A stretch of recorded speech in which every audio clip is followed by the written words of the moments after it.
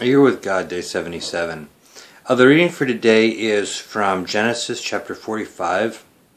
And it's when Joseph's brothers come back to Jacob.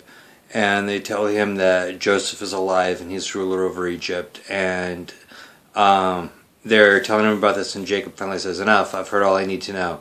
My son Joseph is alive." And it motivates Jacob to get up and go see him.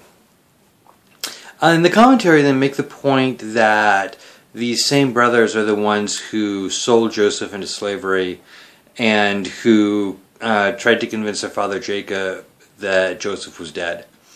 Obviously, they had wronged Jacob, they had wronged Joseph.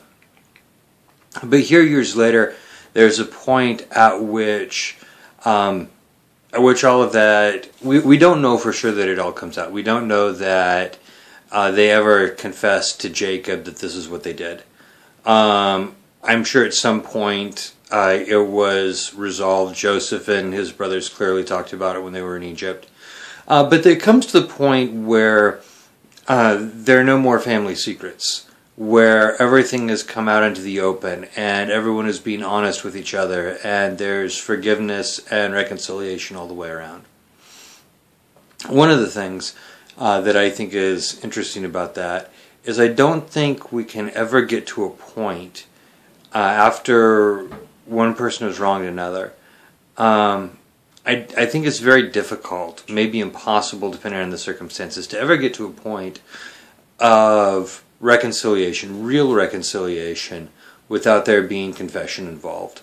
One person can move to forgive another person, but without an open, honest confession, I think there's always still some level of doubt and mistrust. But I think confession has a way of clearing the air and restoring relationships. And I think that's what we see here. We see relationships being restored. We see family coming back into harmony. We see reconciliation among the brothers.